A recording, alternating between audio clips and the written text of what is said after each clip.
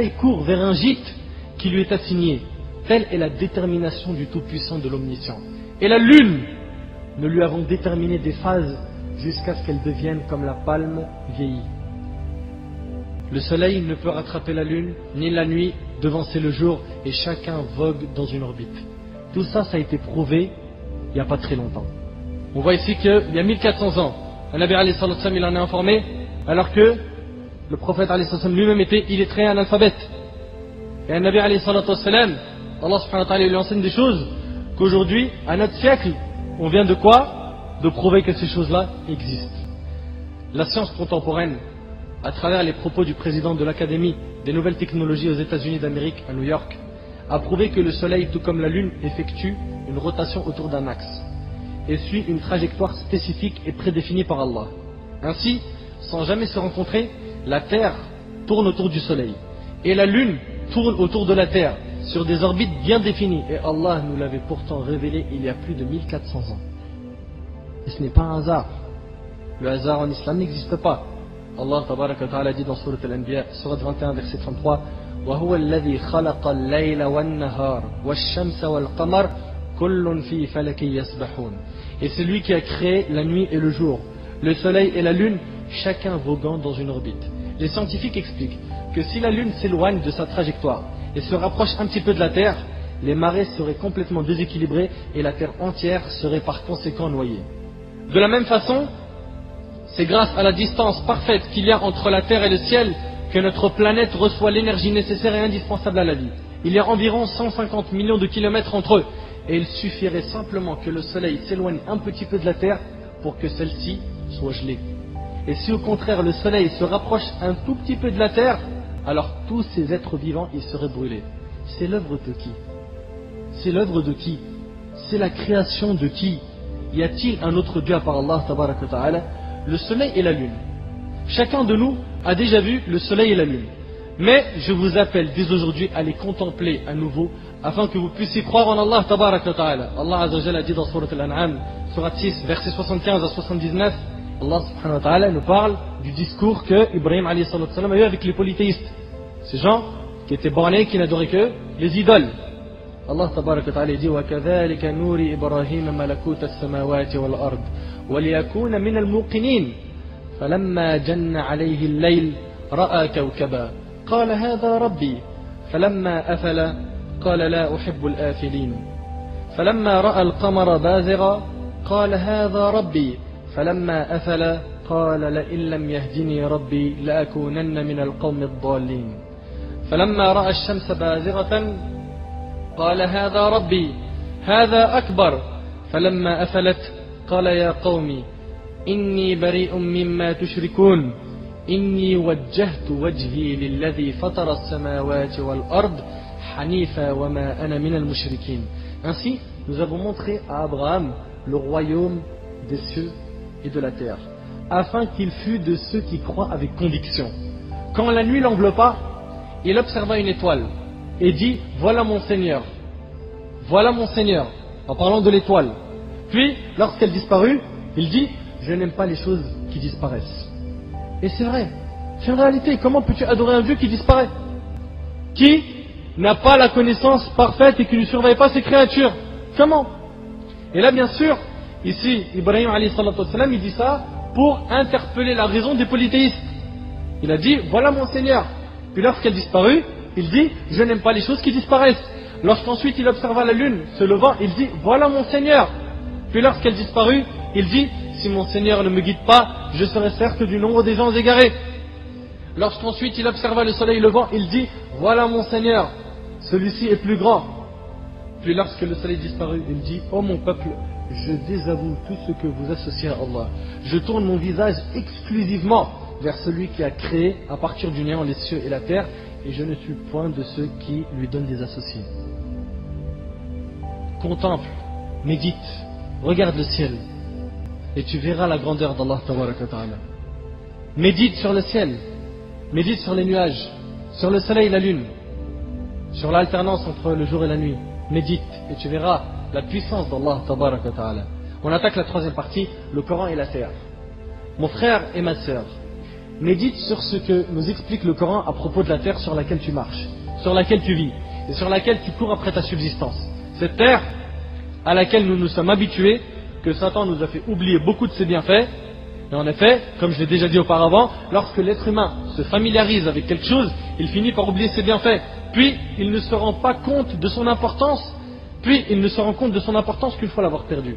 Allah tabaraka wa ta'ala a comparé la terre à une monture soumise à l'être humain.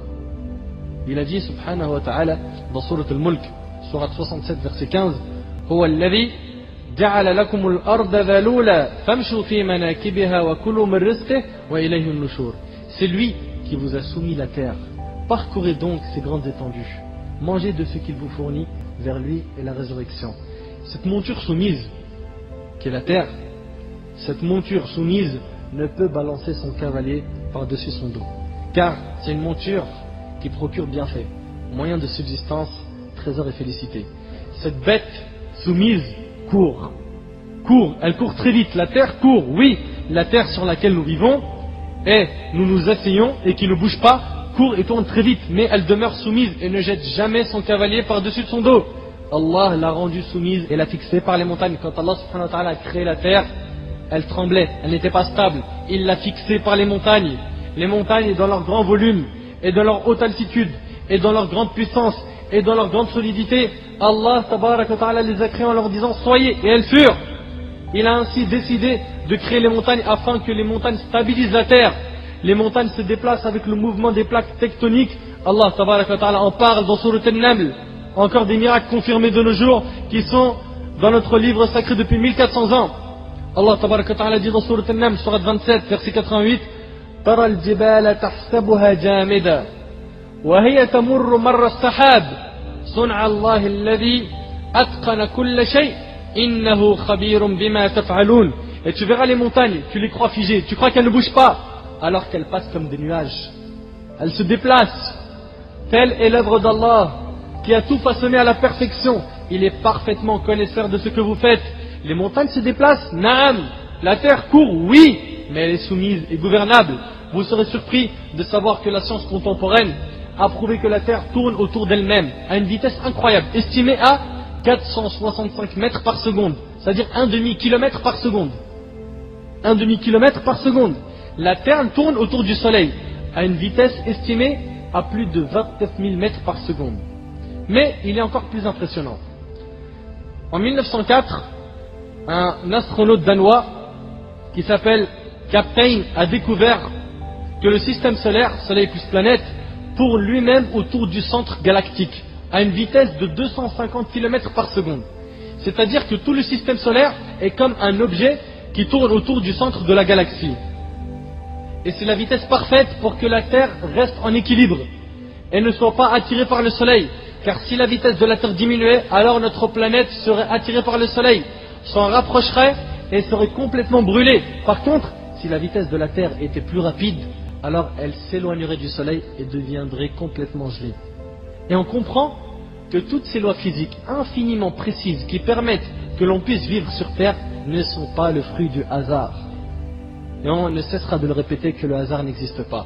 Allah, tabaraka wa ta'ala, depuis plusieurs siècles, nous a informés de ce miracle qui est la fixation de ce soleil et de la lune. Dans Surat Ar-Rahman, Allah tabaraka wa ta'ala dit, dans la Surat 55, verset 5, Ash-shamsu wal-qamaru bihusban. Le soleil et la lune évoluent selon un calcul minutieux. Un calcul minutieux. On a vu qu'il suffit que le soleil se rapproche un petit peu de la terre pour qu'elle brûle et qu'elle recule un tout petit peu pour qu'elle gèle. Allah dit le soleil et la lune évoluent selon un calcul minutieux. Et Allah tabaraka wa ta'ala dit dans Surat Al-Furqan, Surat 25 verset 2, الذي له ملك السماوات والأرض ولم يتخذ ولدا ولم يكن له شريك في الملك وخلق كل شيء فقدره تقديرا. Celui à qui appartient la royauté des cieux et de la terre, qui ne s'est point attribué d'enfant, qui n'a point d'associé en sa royauté, et qui a créé toute chose en lui donnant ses justes proportions. Ses justes proportions. C'est l'œuvre de qui? C'est la création de qui? Y a-t-il un autre Dieu à part Allah? La science a aussi prouvé que c'est la rotation de la terre sur elle-même, toutes les 24 heures, qui sont à l'origine de l'alternance du jour et de la nuit. Écoutez bien, la science a aussi prouvé que c'est la rotation de la Terre sur elle-même, toutes les 24 heures, qui sont à l'origine de l'alternance du jour et de la nuit. Si la Terre n'effectuait son tour complet sur elle-même qu'une fois par an, par exemple, au lieu d'une fois par jour, alors une partie de la Terre vivrait dans une nuit éternelle et l'autre partie resterait exposée au soleil pendant toute l'année. Et on voit encore la puissance d'Allah Azza wa Jal. Wallahi al-Azim, à travers tout ça, on voit les signes de la puissance d'Allah Tabarak wa Ta'ala. Mais Allah Azza wa Jal, le Tout-Puissant, a fait que la Terre tourne sur elle-même d'un tour complet en 24 heures et met 365 jours pour tourner autour du soleil. Puis sa rotation autour du soleil produit les 4 saisons: l'été, l'automne, l'hiver et le printemps. La rotation de la Terre avec le soleil et le système solaire n'a été découverte qu'à notre époque contemporaine, pour que nous sachions avec certitude que l'être humain ne connaît de cet univers que le peu que Dieu voudrait lui faire savoir. Allah Azza wa Jalla a dit dans Surat Al-Baqarah, Surat 2, verset 255, وَلَا يُحِيطُونَ بِشَيْءٍ مِّنْ عِلْمِهِ إِلَّا بِمَا شَاءَ. Et de sa science, il n'embrasse que ce qu'il veut, afin que l'orgueilleux ne se vante pas et ne prétende pas qu'il est maintenant capable de vivre sans Dieu. Nous avons tous entendu parler et lu des articles publiés sur la brebis Dolly. La brebis Dolly. D'ailleurs, des non-musulmans avaient dit: l'être humain a pu, dans l'ère de la science et non celle des miracles des prophètes, il a pu créer une brebis. Et à l'étape prochaine, il sera en mesure de créer un être humain. Pour l'instant, ils n'ont rien créé du tout. La création, c'est de sortir quelque chose du néant. Et c'est pas ce qu'ils font. Eux, ils font ça à partir de quoi? À partir de la matière existante.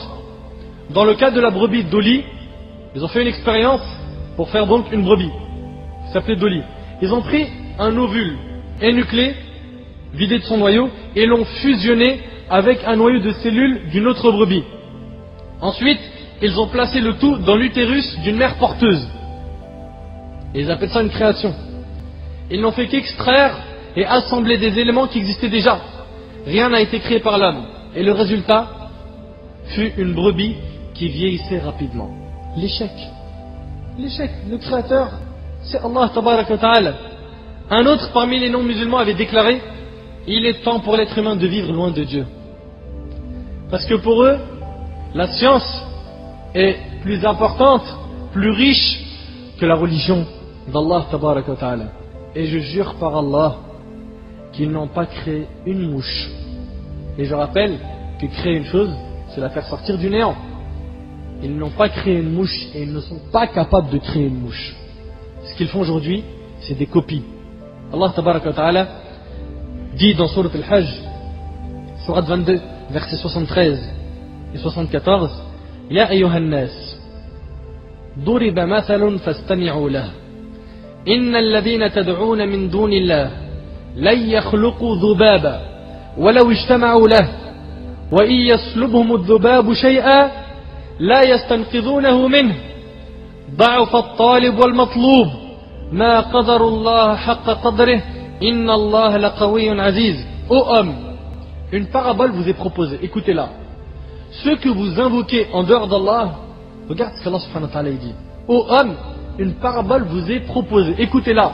Ceux que vous invoquez en dehors d'Allah ne sauraient même pas créer une mouche. Regarde le défi d'Allah. Une mouche, quand même ils s'uniraient pour cela. Et si la mouche les dépouillait de quelque chose, si la mouche leur prend quelque chose, ils sont incapables de sortir cette chose de la mouche. Et si la mouche les dépouillait de quelque chose, ils ne sauraient le lui reprendre. Le solliciteur et le sollicité sont également faibles. Et ils n'ont pas estimé Allah à sa juste valeur. Allah est certes fort et puissant. Cette terre est soumise. Allah Tabaraka wa Ta'ala l'a créée et l'a dotée de rivières et de mers. Il l'a embellie par les arbres et l'a remplie de trésors de bienfaits et de faveurs. Allah Azza wa Jal a dit dans Surat Yasin, Surat 36, versets 33 à 36, وَآيَةٌ لَهُمُ الْأَرْضُ الْمَيْتَةُ أَحْيَيْنَاهَا وَأَخْرَجْنَا مِنْهَا حَبًّا فَمِنْهُ يَأْكُلُونَ وَجَعَلْنَا فِيهَا جَنَّاتٍ مِّن نَخِيلٍ وَأَعْنَابٍ وَفَجَّرْنَا فِيهَا مِنَ الْعُيُونِ لِيَأْكُلُوا مِنْ ثَمَرِهِ وَمَا عَمِلَتْهُ أَيْدِيهِمْ أَفَلَا يَشْكُرُونَ سُبْحَانَ الَّذِي خَلَقَ الْأَزْوَاجَ كُلَّهَا مِمَّا تُنبِتُ الْأَرْضُ وَمِنْ أَنفُسِهِمْ وَمِمَّا لَا يَعْلَمُونَ. Une preuve pour eux et la terre morte, à laquelle nous redonnons la vie et d'où nous faisons sortir des grains dont ils mangent. Nous y avons mis des jardins de palmiers et de vignes et y avons fait jaillir des sources, afin qu'ils mangent de ces fruits et de ce que leurs marins ont produit. Ne seront-ils pas reconnaissants? Louange à celui qui a créé tous les couples de ce que la terre fait pousser d'eux-mêmes et de ceux qu'ils ne savent pas. Y a-t-il un autre Dieu à part Allah tabaraka wa ta'ala?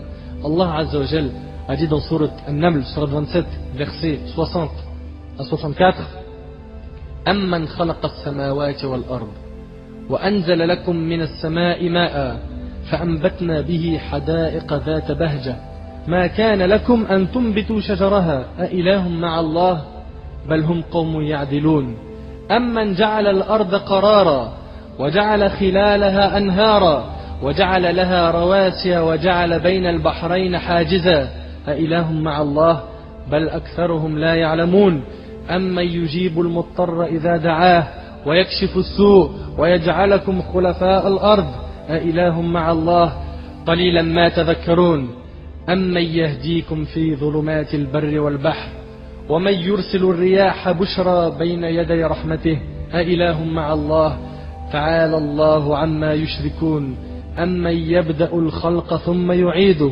ومن يرزقكم من السماء والأرض أإله مع الله قل هاتوا برهانكم إن كنتم صادقين. Allah dit, n'est-ce pas lui qui a créé les cieux et la terre et qui vous a fait descendre du ciel une eau avec laquelle nous avons fait pousser des jardins pleins de beauté? Vous n'étiez nullement capable de faire pousser leurs arbres. Y a-t-il donc une divinité avec Allah? Non, mais ce sont des gens qui lui donnent des égaux. Ensuite Allah dit, n'est-ce pas lui qui a établi la terre comme lieu de séjour, placé des rivières à travers elle, lui a assigné des montagnes fermes et établi une séparation entre les deux mers? Y a-t-il donc une divinité avec Allah? Non, mais la plupart d'entre eux ne savent pas. N'est-ce pas lui qui répond à l'angoissé quand il l'invoque et qui enlève le mal et qui vous fait succéder sur la terre génération après génération? Y a-t-il donc une divinité avec Allah? C'est rare que vous vous rappeliez. N'est-ce pas lui qui vous guide dans les ténèbres de la terre et de la mer et qui vous envoie les vents comme une bonne annonce précédant sa grâce? Y a-t-il donc une divinité avec Allah? Allah est très élevé au-dessus de ce qui lui associe. N'est-ce pas lui qui commence la création, puis la refait, et qui vous nourrit du ciel et de la terre? Y a-t-il donc une divinité avec Allah? Dis, apportez votre preuve si vous êtes véridique. Chaque esprit reconnaît que chaque chose qui existe a besoin d'une cause pour son existence. Ceci est remarqué par le berger de dromadaire dans le désert, qui dit, le crottin indique qu'il y a un chameau, les traces indiquent une démarche.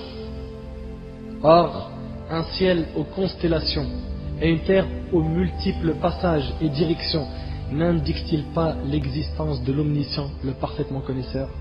Subhanallah, cet homme-là n'avait pas beaucoup de science, mais il a déduit que parce qu'il y a un crottin, eh ben, il y a donc dans ce désert-là un chameau qui est passé. Et, sachant qu'il y a des cieux et qu'il y a la terre, c'est qu'il y a un créateur, subhanahu wa ta'ala. Un jour, l'imam Ahmad, rahimahullah, prit un œuf dans sa main, un œuf d'une poule. Il dit, ceci est une carapace solide et lisse, qui n'a ni porte ni issue. Son extérieur est tel l'argent blanc, son intérieur est tel l'or pur. Soudain, la paroi de l'œuf se fissura. Un bel animal qui entend, doté d'une agréable voix et une belle apparence qui surgit. Y a-t-il donc une autre divinité avec Allah? L'imam Abu Hanifa, rahimahullah, alors qu'un jour il était assis dans sa mosquée, un groupe de gens l'attaquèrent avec des sabres pour l'assassiner. Il leur dit, répondez d'abord à une question, puis faites de moi ce que vous voulez. Quelle est ta question?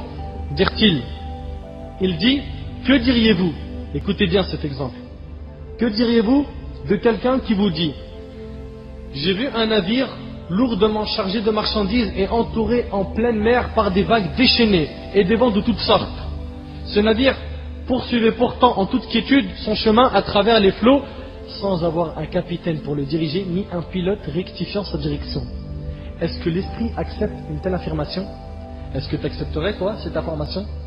Qu'il y a un navire chargé de marchandises, poussé par les vagues à droite à gauche, qui a pu arriver dans un endroit sans qu'il n'y ait de pilote ni qu'il y ait un être humain à l'intérieur? Bien sûr que non. Et là, les gens lui dirent, c'est une chose inconcevable. Abu Hanifa, rahimahullah, ce grand savant des 4 écoles, ce grand savant qui était intelligent, leur a dit, Subhanallah, gloire et pureté à Dieu. Si l'esprit n'admet pas qu'un navire avance en toute quiétude, en mer sans pilote ni capitaine, comment peut-il admettre que ce monde se maintienne sans créateur ni conservateur malgré la diversité de ses états, l'étendue de ses limites et la disparité de ses contrées? Comment? On n'accepte pas aujourd'hui qu'un bateau puisse se déplacer d'un endroit à un autre sans pilote. Mais t'acceptes de dire que la terre et les cieux viennent de nulle part, du hasard? Agib, un bateau tu l'acceptes pas, mais la terre oui tu l'acceptes. Comment? Ils fondirent tous en larmes et lui dirent, tu as vraiment raison. Ils remirent leurs sabres dans leurs fourreaux et revinrent à Dieu repentants. Allah tabaraka wa ta'ala dit dans Sourate Al-Ankabut, Sourate 29, verset 20, قُلْ سِيرُوا فِي الْأَرْضِ فَانْظُرُوا كَيْفَ بَدَأَ الْخَلْقِ. Dis, parcourez la terre et voyez comment il a commencé la création, puis comment Allah a créé la génération ultime, car Allah est omnipotent. Et Allah tabaraka wa ta'ala dit dans Sourate Al-Imran, Sourate 3, versets 190 et 191, إن في خلق السماوات والأرض واختلاف الليل والنهار لآيات لأولي الألباب الذين يذكرون الله قياما وقعودا وعلى جنوبهم ويتفكرون في خلق السماوات والأرض ربنا ما خلقت هذا باطلا سبحانك فقنا عذاب النار. En vérité, dans la création des cieux et de la terre et dans l'alternance de la nuit et du jour, il y a certes des signes. Pour qui? Pour les doués d'intelligence. Ceux qui méditent, ceux qui réfléchissent, qui, debout, assis, couchés sur leur côté, invoquent Allah et méditent sur la création des cieux et de la terre, disant, notre Seigneur, tu n'as pas créé cela en vain, gloire à toi, garde-nous du châtiment du feu. 4e partie, mes frères et sœurs, le Coran et la création de l'être humain. Allah tabaraka wa ta'ala, dans Sourate Al-Mu'minun, Sourate 23, versets 12 à 14, a dit, وَلَقَدْ خَلَقْنَا الْإِنسَانَ مِنْ سُلَالَةٍ مِنْ طِينٍ ثم جعلناه نطفة في قرار مكين ثم خلقنا النطفة علقة فخلقنا العلقة مضغة فخلقنا المضغة عظاما فكسونا العظام لحما ثم أنشأناه خلقا آخر فتبارك الله أحسن الخالقين. Nous avons certes créé l'homme d'un extrait d'argile. L'être humain il est créé de terre. Et Wallahi al-Azim, ce verset-là est impressionnant. Impressionnant, écoutez bien. Nous avons certes créé l'homme d'un extrait d'argile. Puis, nous en fîmes une goutte de sperme dans un reposoir solide. Ici, on voit l'évolution de l'embryon. Ensuite, nous avons fait du sperme une adhérence. Et de l'adhérence, nous avons créé un embryon. Puis, de cet embryon, nous avons créé des os et nous avons revêtu les os de chair. Subhanallah. Ensuite, nous l'avons transformé en une toute autre création. Gloire à Allah, le meilleur des créateurs. La création de l'être humain est un miracle. Toi, l'être humain, tu es le signe le plus miraculeux de Dieu. Je jure par Allah qu'un seul regard dans un miroir te suffit pour savoir que le créateur est Allah tabaraka ta'ala. Regarde un petit peu ta tête, ton corps, tes yeux, ton nez, tes oreilles. Regarde ta bouche, médite, réfléchis. La biologie a montré tardivement que l'eau était le principal composant de toute matière organique. 50 à 90% du poids d'un être vivant est de l'eau. C'est-à-dire environ 42 litres d'eau pour une personne de 70 kilos. T'imagines? 42 litres d'eau pour une personne de 70 kilos. Et Allah tabaraka wa ta'ala nous l'a révélé il y a bien longtemps. Et en plus, à des personnes qui vivaient dans le désert, donc pour qui cette information était dure à imaginer. Allah tabaraka wa ta'ala a dit dans Sourate Al-Furqan, Sourate 25, verset 54, وهو الذي خلق من الماء بشرا فجعله نسبا وصهرا وكان ربك قديرا. Et c'est lui qui de l'eau a créé une espèce humaine qui l'unit par les liens de la parenté et de l'alliance, et ton Seigneur demeure omnipotent. Lors d'un rapport intime, l'homme met une semence qui contient des millions de spermatozoïdes desquels nous avons été créés. Allah tabaraka wa ta'ala a dit dans Sourate Al-Tariq, Sourate 86, versets 6 et 7, il a été créé d'une giclée d'eau sortie d'entre les lombes et les côtes. Les spermatozoïdes entreprennent un voyage afin d'atteindre l'ovule expulsé par l'ovaire une fois par mois pour aller vers l'utérus de la femme. L'ovule sort avec une couronne lumineuse Ceci n'est pas une expression littérale, mais plutôt scientifique. L'ovule, entouré d'une couronne circulaire lumineuse, attire les spermatozoïdes qui, par millions, s'empressent vers l'ovule. Cette dernière n'en laisse pénétrer qu'un seul, et les autres meurent. Cette information scientifique, qui n'a été découverte qu'à notre époque, nous a été révélée par le prophète ﷺ depuis des centaines d'années. Le prophète ﷺ a précisé que l'être humain n'est pas créé à partir de tout le fluide éjaculé par l'homme, mais seulement à partir d'une petite quantité de ce dernier. Et il a dit que lorsqu'Allah veut créer une chose, rien ne peut l'en empêcher, rapporté par Muslim. Le spermatozoïde se rapproche de l'ovule et le féconde grâce à des récepteurs qui permettront la reconnaissance et le lien entre l'ovule et le spermatozoïde. Lorsque le spermatozoïde se lie à lui, il libère un liquide permettant de fragiliser la coque de l'ovule et ainsi d'y entrer, et de mélanger son contenu à celui de l'ovule. Dès l'entrée d'un spermatozoïde, l'ovule durcira automatiquement sa coque pour empêcher la pénétration d'un autre spermatozoïde. Elle ne permet plus aucune autre fécondation à partir de cela. Un sperme mélangé est par conséquent créé. Et Allah tabaraka wa ta'ala en parle dans Surat Al-Insan, Surat 76, verset 2. Inna khalaqna al-insana min nutfatin amshaj. En effet, nous avons créé l'homme d'une goutte de sperme mélangée aux composantes diverses. Un sperme mélangé aux composantes diverses. Subhanallah. Un sperme mélangé aux composantes diverses est l'union du spermatozoïde et l'ovule suite à la fécondation après quelques jours. Le sperme mélangé se transforme grâce à plusieurs divisions de cellules. La cellule se divise en deux cellules, puis ces dernières en deux nouvelles cellules et à leur tour, etc. Jusqu'à ce que le sperme mélangé se développe ressemblant à une grappe de cellules pour devenir ensuite un embryon, qui est l'alaqa, qui a trois sens, une chose suspendue, une sangsue et du sang séché. Après quelques jours, l'embryon se divise en deux couches extérieures et intérieures. La fonction de la couche extérieure est d'absorber toutes les substances nutritives du sang grâce à la paroi de l'utérus. La couche intérieure a une seule fonction, à savoir former le fœtus. Et encore une fois, c'est l'œuvre de qui? Et c'est la création de qui? L'embryon passe ensuite à une autre étape qui s'appelle al-mudra, qui en arabe veut dire un morceau mâché. En effet, l'embryon, à ce stade du développement, ressemble à un morceau de viande que l'on a mâché. Si l'on observe un fœtus, on verrait qu'il a l'apparence d'un morceau de viande sur lequel il y a des traces de dents, à cause des somites sur le dos de l'embryon et du squelette qui n'est pas encore formé, qui est la substance donc mâchée. Le morceau mâché, al-mudra, se transforme par la suite en os. Des os, ya ibadallah. Des os. Des os. D'où viennent ces os? Au début, c'était une semence, puis un sperme, puis un embryon, puis un morceau mâché. Mais d'où viennent les os? C'est étonnant. Ce n'est pas un seul os, mais plusieurs. Pour le visage, les bras, le dos, les jambes, les pieds et les doigts. Un squelette complet. Puis Allah revêt les os de chair. Puis vient une autre étape de la création d'un autre être. D'après Anas ibn Malik radiyallahu anhu, le prophète alayhi salatu wassalam a dit: certes, Allah, à lui la puissance et la gloire, a confié l'utérus à un ange qui dit: Seigneur, ceci est une goutte de sperme. Seigneur, ceci est une adhérence. Seigneur, ceci est un embryon. Lorsqu'Allah veut alors créer un être, l'ange demande: sera-ce un mâle ou une femelle? Un misérable ou un heureux? Quelle sera sa part des biens de ce bas monde? Quel sera le terme de sa vie? Et tout cela est inscrit par l'ange alors qu'il est encore dans l'utérus, rapporté par Muslim. Puis Allah tabaraka wa ta'ala souffle l'âme dans ce fœtus et une nouvelle vie naît à l'intérieur de l'utérus. D'où vient cette création? D'où vient cette vie? D'où vient cette vie? Elle vient bien sûr d'Allah tabaraka wa ta'ala. Le créateur est Allah, celui qui mérite d'être adoré. Allah azza wa jal, le seul qui mérite d'être adoré. Le créateur, celui qui mérite l'unicité absolue, c'est Allah tabaraka wa ta'ala. Celui qui doit être obéi est Allah. Allah seul mérite qu'on s'arrête à ses limites.